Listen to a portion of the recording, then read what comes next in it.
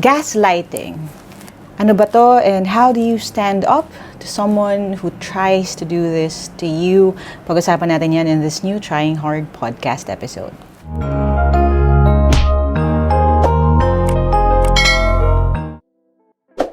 Hi, and welcome to another episode of the Trying Hard with Lyqa podcast. And yes, we are going to talk about something na you probably already heard or read, lalo na on the internet. Pero, I think may mga ma-share akong insights, lalo na sa experience ko with people who have done this and try to do this to me. Okay? Now, i-define muna natin ano ba yung gaslighting. Okay? Now, ang dictionary definition niya ay that it's psychological manipulation of a person, usually over an extended period of time, that causes the victim to question the validity of their own thoughts, perception of reality, or memories, and typically leads to confusion, loss of confidence and self-esteem, uncertainty of one's emotional or mental stability, and a dependency on the perpetrator. So, napakahabang definition. Pero I think in order for us to understand this, ikuwento natin yung pinanggalingan ng term. Now, there was a film, a 1944 American film called Gaslight. Okay? Na pinanggalingan ito. And that film naman, in turn, was based on a 1938 thriller play set in the Victorian era. Ang tawag ay Gaslight. Now, the story goes like this, no? Basically, there's this guy who's trying to manipulate a woman, no? Or try to, iba yung version, pero in one of the versions, gusto niyang kunin yung kayamanan ng aunt nitong babae na ito. And in order for him to do that, kailangan niya na access dun sa bahay. And ang ginawa niya, pinakasalan niya itong babae na ito. And kaya gaslight yung tawag is kasi may ginagawa siya dun sa bahay nila. And that is, every night, di ba, nabubuksan na yung ilaw nila noon, syempre gas yung gamit, no? Ay nag-flicker yung light or mas malabo siya than normal or mas madilim siya than normal.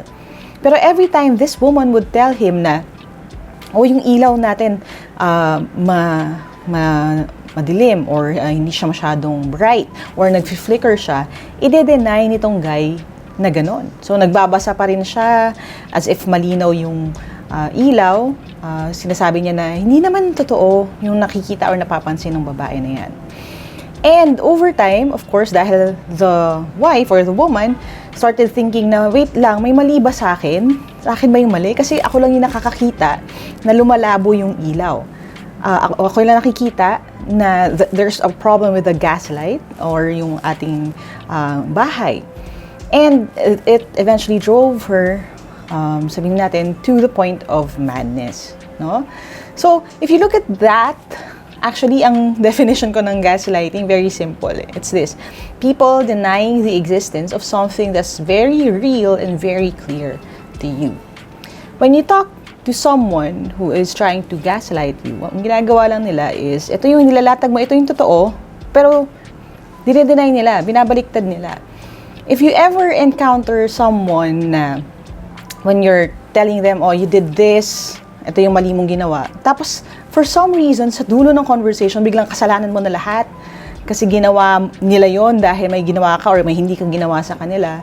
And then you leave the conversation questioning reality, thinking na, wait lang, ako ba yung mali? Di ba? Sabi nga ni Bobby, no, sa Four Sisters and a Wedding, and Bobby is a character that I really relate with. Bakit parang kasalanan ko? Di ba? Bakit parang ako yung mali? Laging ako yung mali.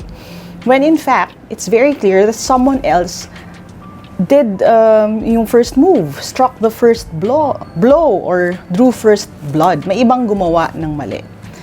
And the thing is, it's very common itong gaslighting, lalo na with people exhibiting narcissistic tendencies, people who aren't self-aware or selfish, people who are so used to being the center of their solar system.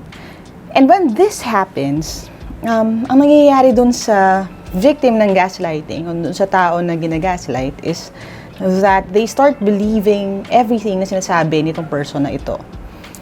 And they start questioning their own reality, thinking na, okay, Baka ako nga lang yung mali, ako yung kailangan mag-adjust lagi, ako yung may kasalanan.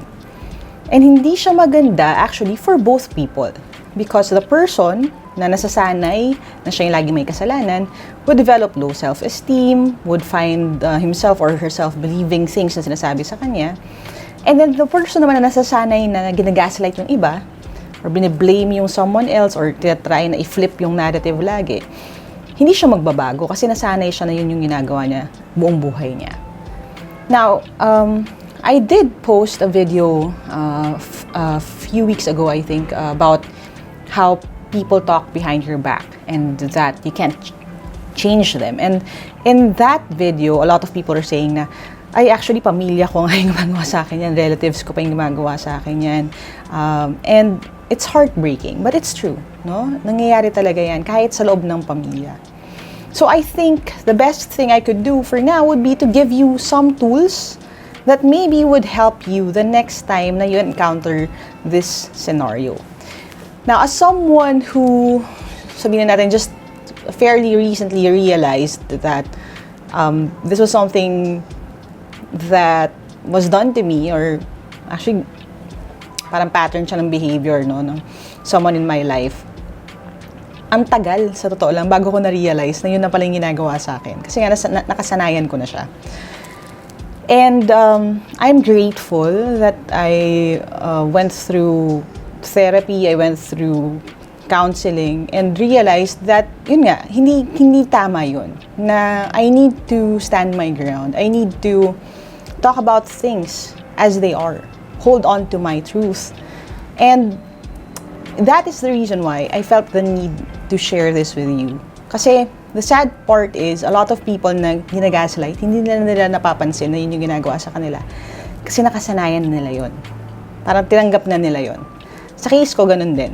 Like, tinanggap ko na lang na ganun. So, even if may mga problema minsan, well, madalas, hindi ko na lang sinasabi kasi alam ko naman yung ending, ako pa rin naman yung magiging may kasalanan, or sasabihin na nasa utak ko lang yun, or inimbento ko lang yun, or hindi yun totoo. And it drove me away inside myself. No? Ako na lang, hindi na ako nagsasabi. And it's not healthy. So, there are a few things that you can do, especially when you are getting ready to address itong situation sa buhay nyo. I'm hoping clear na kung ano ang gaslighting. Kung merong iba sa inyo na napapaisip na, wait lang, ginagawa rin sa akin to, or ganun pala yun. Or sana, no, kung meron man nakikinig na, ay, ginagawa ko pala yun sa iba. I'm hoping na makatulong, lalo na itong second part ng conversation na to. So what do you do with gaslighters? How do you stand up to a gaslighter? Now, syempre, ang unang susi talaga dito is recognition, no? Or makita mo na nangyayari siya. And you have to be ready for it. Kasi kung hindi, every time you enter that conversation, ganun pa rin, sa dulo, lalabas lang na nasa isip mo yun, you will start doubting yourself, you will start thinking na, wait lang, kasalanan ko ba? So, the first thing na you have to do, in my opinion to, lahat to nagsastart with S para madaling tandaan, is to set your expectations. I'm saying that kasi lagi kong sinasabi yun sa inyo, di ba, sa podcast, sa videos, you have to set your expectations. Sinabi ko rin doon sa video where I talked about people talking behind your back. You can't change them. If you're thinking na, okay, this conversation will flip the narrative, will finally make people believe in what I'm saying, or finally make this person realize na mali yung ginagawa niya sa akin, that probably won't happen. Like, aminin ko sa inyo na probably hindi mangyayari. As someone who's been in conversations like this for many times with the same person, wala. Kasi ang pagbabago nasa kanila. So, hindi mo sila mababago. But you have to set your expectations and your goal din. Bakit mo patuloy na i-address or bakit mo siya kakausapin? Do you want to change their mind? Probably hindi yun mangyayari. But if you want to do it for yourself, so you could put your truth out there, no? Yun talagang panindigan mo yung sinasabi mo or maipakita mo ito. Or at least masabi mo sa sarili mo na that you tried. And again, Trying Hard podcast to. Then you may want to consider doing it. Sa akin personally, kasi I just had this encounter a few days ago, no? Ang goal ko was for me to take a stand. Yun lang. Na for the first time, in my life, in years, I will end the conversation na hindi ko tatanggapin na ako yung may kasalanan. I may not come out of the conversation with an apology kasi I know or I expect this person not to apologize or not to admit yung wrongdoing niya. Pero ang importante sa akin is that mapanindigan ko yung sinasabi ko hanggang sa dulo. Na hindi matatapos ng conversation na to na ako yung magsusorry kasi mali. Siya talaga yung mali. So, you can do that. Again, no? Number 1, set your expectations. Don't set your expectations too high. But if you're doing it for yourself, if you're doing it because you know it has to be done, or sa totoo lang, the attempt is your tiny bit of hope, wishing na, okay, if I put this out there, sana matauhan siya or eventually ma-realize niya, or at least I gave it a shot, then do it. Okay? So, number 1, set your expectations. Number 2, you have to supply proof. Here's the thing. When you're dealing with gaslighters, with people who are very good at turning the tide or shifting the narrative, lalo na if they're emotionally manipulative, you know, using tears, using emotions, magpapaawa, lalo na kung may mga ibang nandun sa conversation, ang kakampi mo dito is data. Ang kakampi mo dito ay katotohanan, screenshots, recordings. If you could be as scientific about it as possible, go and do that, no? Hindi enough yung sasabihin mo na sinabi mo to or ginawa mo to kasi sanay sila mag-deny, sanay sila magsinungaling, sanay sila sabihin na hindi, nasa utak mo lang yan kasi nga, lalo na kung sanay talaga silang gawin to sa iyo sa buong buhay mo, alam na nila yung sasabihin eh. So they would say, walang ganon, it was never my intention, hindi ko sinasadya, or hindi yan totoo, yung iba yung motibo na nasa isip mo, inimbento mo lang yan, no? So you have to supply proof. Gather your screenshots, kung gusto magsama ka ng witness, kasi hindi niya talaga tatanggapin yun. I-deny niya lang, i-deny, kasi yung alam niya na yung sinasabi mo would prove na tama ka. So, mas maganda kung meron ka talagang in paper, meron ka talagang pruweba, hard facts proving your points. So, you have to supply proof.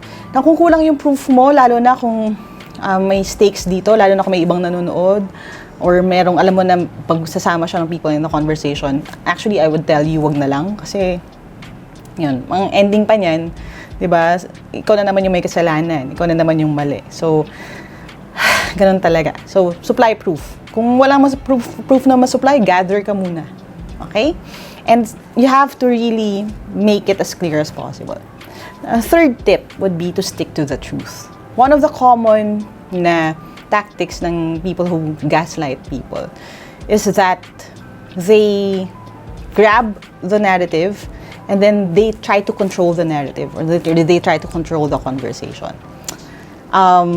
Biglang, for some reason, hindi na yung problemang bring up mo ang magiging problema. Biglang ikaw na yung may kasalanan. For example, kung sa trabaho, di ba, sasabihin, magre-raise ka ng point na parang bakit hindi mo ako tinutulungan, or you're not picking up the slack, hindi mo ginagawa yung part mo. Tapos sasabihin nila, kasalanan mo kasi napagod sila, or may iba silang ginagawa, or this and that, no? So, iibahin nila yung conversation. Or sometimes they would talk about your flaws na parang, di ba ikaw, ito yung ginawa mo, ganyan. Eh, hindi naman yung topic sa conversation kasi tapos na yung nasa past na yun. They would even bring up things na minsan completely arbitrary, so talagang malayo dun sa pinag-uusapan para lang ma-divert yung conversation. But since you're entering that conversation knowing that this is a possibility, you have to stick to the truth. Kahit gaano nila ibalik sa'yo yung CCA or i-deny yung pangyayari, hindi, ito yung nakalagay sa screenshot, ito yung nakalagay na pruweba, this is the truth, ito yung totoo. Wait lang, hindi ako yung pinag-uusapan dito, yung pinag-uusapan dito yung ginawa mo. On this day, nung sinabi mo to, ito yung proof ko. Ibalik mo nang ibalik. And they would hate it.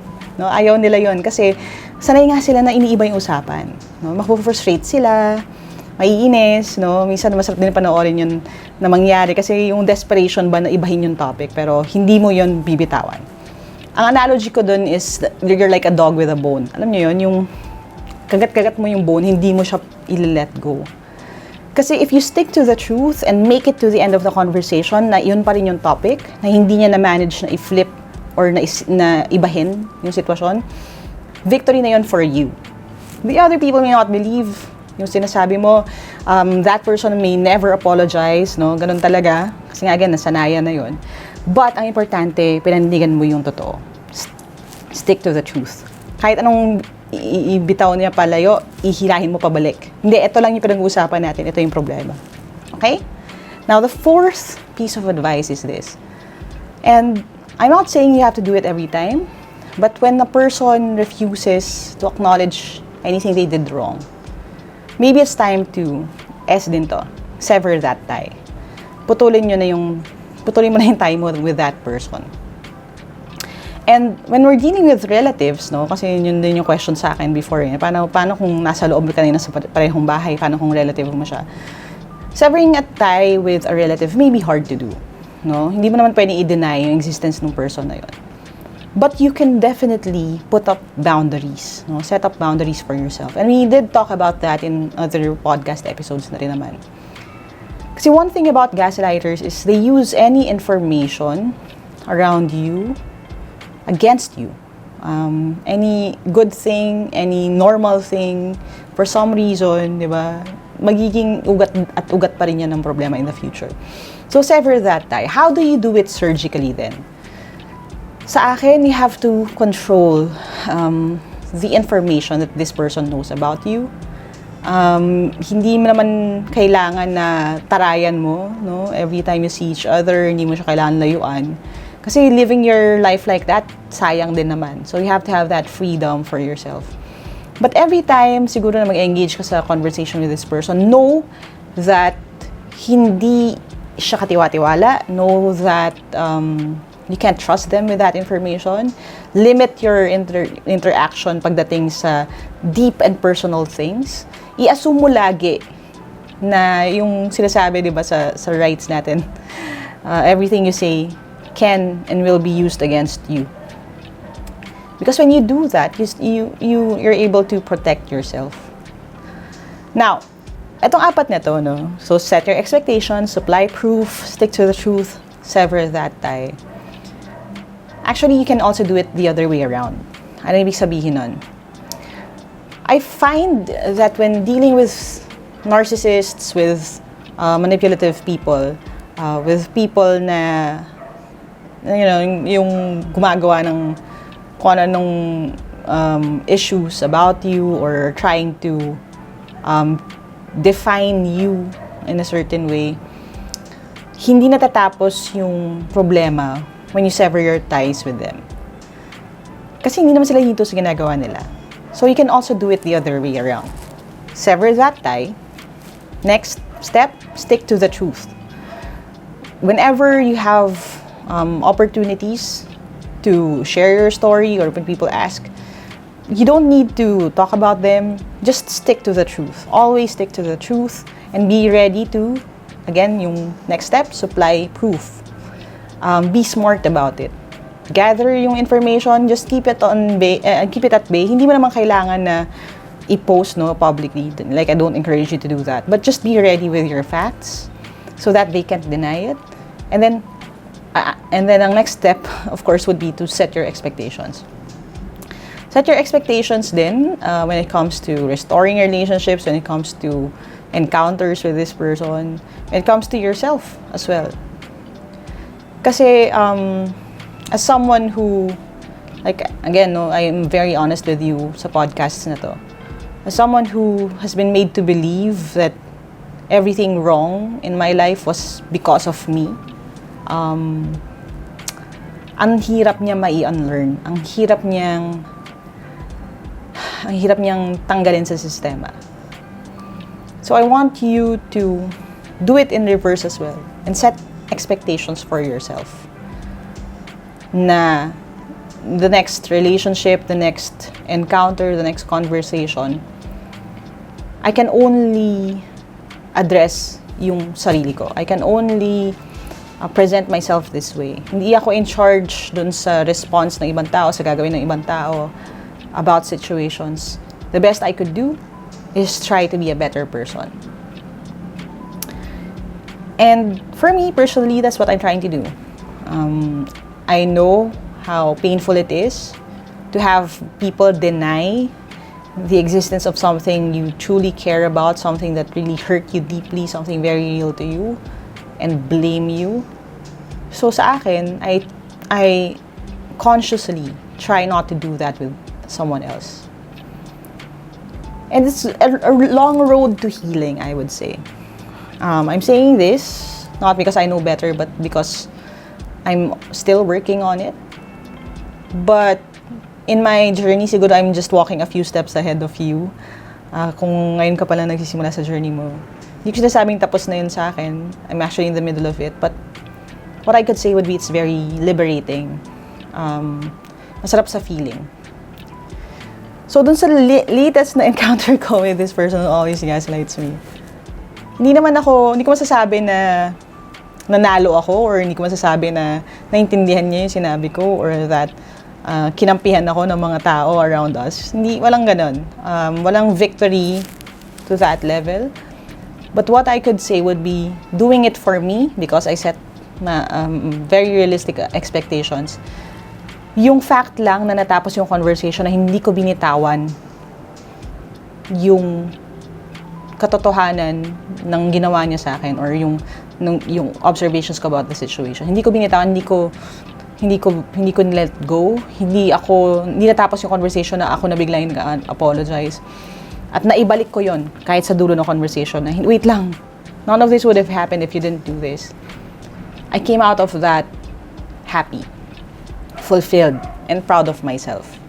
Because for the first time in so long, actually maybe for the first time in my life, there was an encounter like that, and hindi ako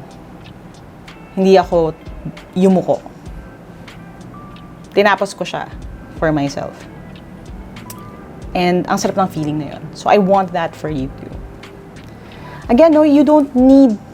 No, I'm not saying naman na you need to... Okay, ikaw, gaslighter ka. Like, you don't even need to use the word. But I'm hoping that putting this episode out would help a lot of you when it comes to growing as a person na lang. Kahit na hindi na yung mabago yung perspective ng ibang tao sa'yo, or magbago sila, kasi hindi mo naman talaga makakontrol yun. But I want you to be able to look at yourself in the mirror and say that you did well. Thank you for defending yourself. It's long overdue. Alright, so that's a quite parang medyo long episode tayo ngayon, but I'm hoping you picked up a thing or two. If you did, you could share this podcast with your friends. Let them know if you see someone doing this to your friend, someone doing this to someone you love, maybe makakatulong to sa kanila. If you don't follow the podcast yet, go and hit follow. Sa lahat ng mga nakikinig sa episodes natin, maraming salamat sa inyo. And sa lahat ng members ng Trying Hard Podcast community on Facebook, maraming salamat sa pagsama. There are more exciting things happening before the year ends and next year. But for now, as we always say, dream big, work hard, start now, and don't let anyone else call you a try hard and keep you from doing that, okay? So, yan muna for now, and I'll talk to you next time.